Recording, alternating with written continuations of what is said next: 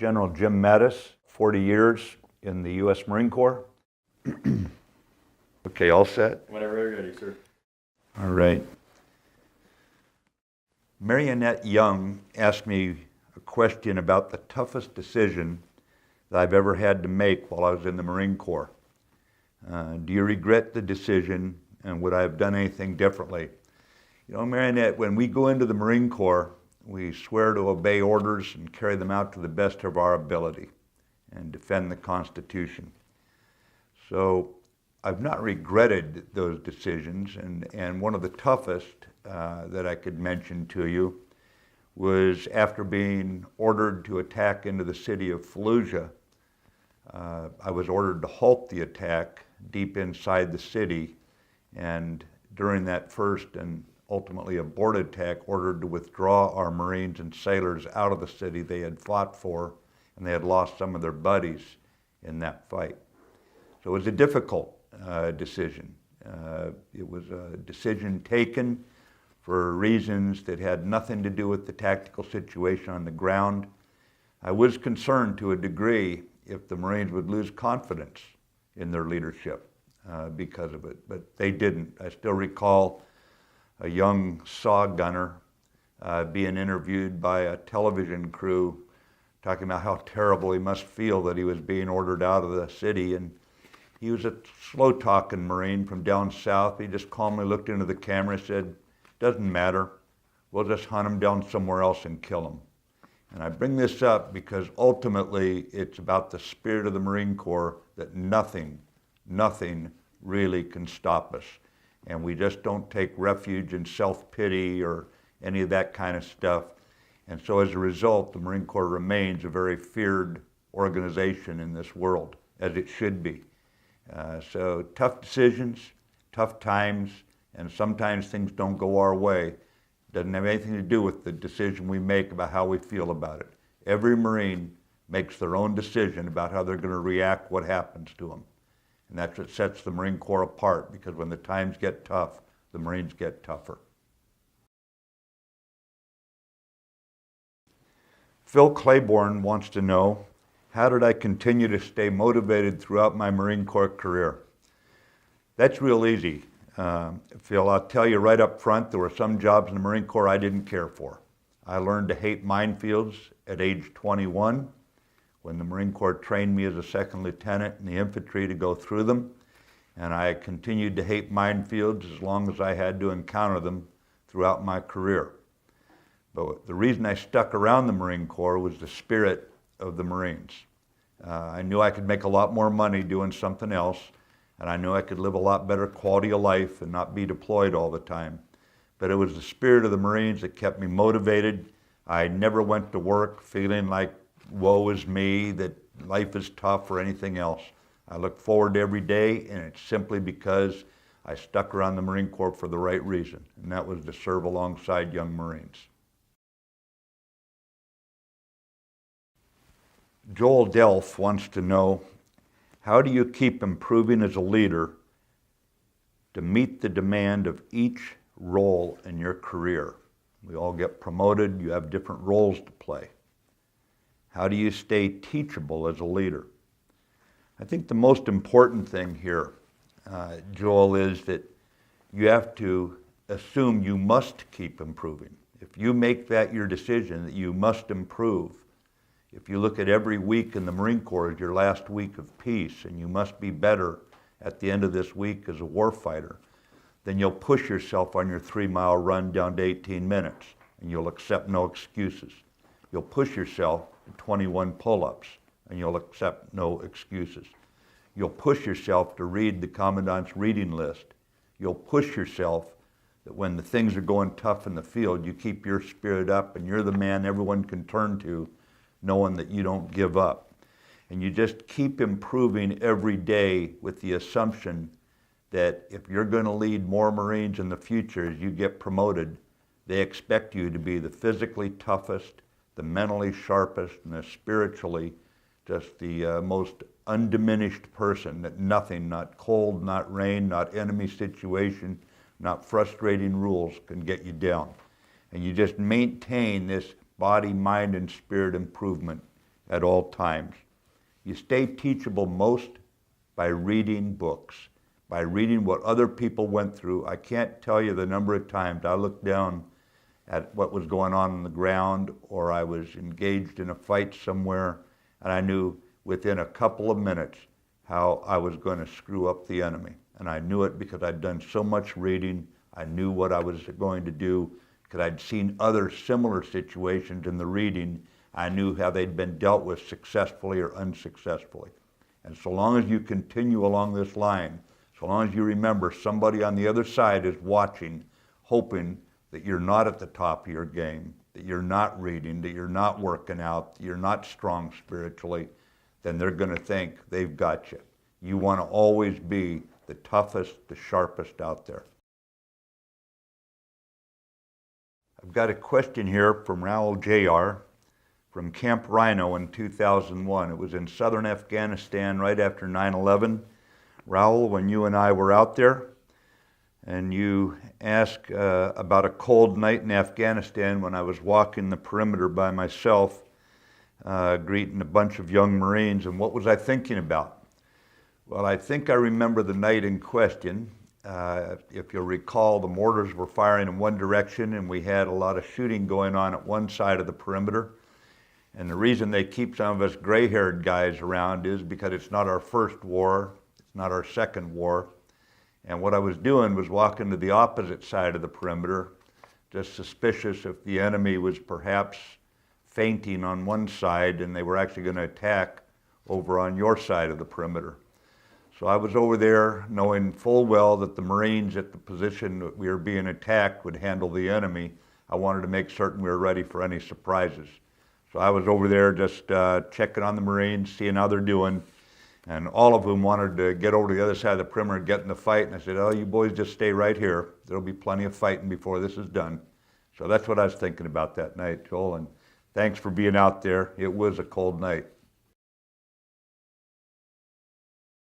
Jonathan Herrera wants to know, what is the one leadership lesson you learned as a general grade officer that you would wish you have known your whole career? You know, you learn all the way through, Jonathan. At each rank, you're learning more. And if there was one lesson that came more and more into focus over the years, it was one I learned by watching similar-sized units. Like, for example, I watched dozens of platoons go through certain ranges, or I saw companies, dozens of companies in fights. I always wondered what made one unit better than another. They were all well-trained. They all came through the boot camp. All of them had been recruited from America, and they were quality young men. So what made them different? It was the junior leadership, the junior NCOs, the junior officers whose coaching, whose animating spirits brought out the best in their troops, who had admired leadership. We all know that earning the trust and respect of your subordinates is critical. You simply have to earn that trust. You have to earn that respect. You have to earn that every day, because when it's all over and done with, you're not going to win any fights as a leader. Your troops are going to win those fights. But there was another word I learned to prioritize as I evaluated units, and that word was affection. It's not popularity with all the favoritism that comes with trying to be a popular person as a leader. That's a road to failure. But affection that you create in a unit, an affection so strong that the troops will stick by one another, they'll carry out the mission even in peril. And I bring this one up because I believe that that kind of affection brings out self-discipline, where people don't want to let down the unit. And I think that if there is one lesson I learned along the way, that the more you can build that kind of affection in a unit, when the going gets tough, when people are getting shot down around you, it'll pull together, it'll pull through. And it'll be a lot smoother organization.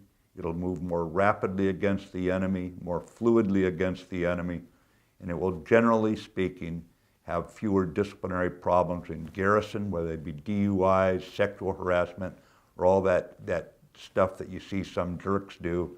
And on the other hand, when you're in combat, you'll find that they really play hell with the enemy because of what they sense about each other and the conviction they have to supporting one another, their commitment to one another. Philly Best 36, where do you guys get these names? Wants to know, what leadership books do you recommend? It's a great question, because the Commandant's reading list is designed specifically to identify the very best reading there is on leadership. If you go to that reading list, you'll find Gates of Fire. And when you read Gates of Fire, you find you as a young leader will never face anything worse than what fighters have faced in the past. If you read Eugene Sledge's book about with the old breed at Peleliu and Okinawa, you'll find the spirit of the Marine Corps overcoming the most difficult combat conditions. And again, you'll find that you will face nothing new under the sun. You will be able to overcome it if you keep your Marine Corps training and your Marine Corps spirit foremost. It requires you to do a lot of reading because there are many different styles of leadership. You must stay authentic to who you are, but at the same time, we expect you to lead in no uncertain terms. In the Marine Corps, you're not paid to have a midlife crisis or ask people to help you through your midlife crisis. You're there to give the enemy a midlife crisis, and that means you put your Marines together into a good, tough team. And by reading from the Commandant's reading list, you cannot go wrong in getting different leadership ideas that will serve you very, very well. Sepia All the Things wants to know, what did you look for in your NCOs, and how should the relationship between an NCO and an officer complement one another? You know, Sepia, for all NCOs and petty officers in the Fleet Marine Force, I looked for two qualities. I knew I could trust Marines. I made that assumption. I could trust Marines. So what I was looking for was initiative and aggressiveness. I wanted them to have the initiative to take charge, the aggressiveness to carry out whatever the order was. I wasn't interested in them saying that something was difficult. I wasn't interested in the difficulty. Difficulty is an excuse that the Marine Corps will never accept from its sailors and Marines, its petty officers and NCOs. So I looked for the initiative and aggressiveness and the ability to bond with their troops so that their troops looked at them as the admired leader, the toughest leader, the most capable leader that they could hope for. As far as the relationship between an NCO and an officer, there are some things that rightly belong to NCO leaders. These are things that have to do with the daily functioning of the unit, while the officer should be more concerned with being the sentinel, looking further out, making certain his unit is ready for whatever is coming down the pike, whatever missions are coming. So he's always on the lookout for an enemy, for an ambush, this sort of thing, and creates that kind of combat hunter mentality in the Marines. But the NCO has got to make certain, the petty officer has got to make certain that the sailors and Marines look and act like Marines and they're ready for whatever is coming. Whatever the officer brings down as the mission, they are ready to embrace it and carry it out. Hey Del Bono wants to know, again, where do you guys get these names? You know, I'm going to come up with a few good ones for myself after this. Hey Del Bono asks, what, in your opinion, is the most important leadership trait and why? There is no way to separate out the leadership traits, because if you prioritize one over the others, then you actually become a weaker leader. You've got to look at all of them and how they come together that make you into the kind of leader that your troops want to follow and are willing to follow, knowing you have the skill and the enthusiasm, you have the passion, you have the compassion that makes you the full package. Remember, What we want to do is make Marines and win battles. And you do this by creating a Marine Corps that is no better friend and no worse enemy. You can't be strong in one leadership trait and lackluster in another and be a good leader. So the answer to the question about which is the most important leadership trait, I think it's how you put it together in your own authentic way so you stay yourself, but at the same time you recognize your responsibility to put all the leadership traits together in one complete package. Roy McVeigh asks, what is the kill casualty radius of my knife hand?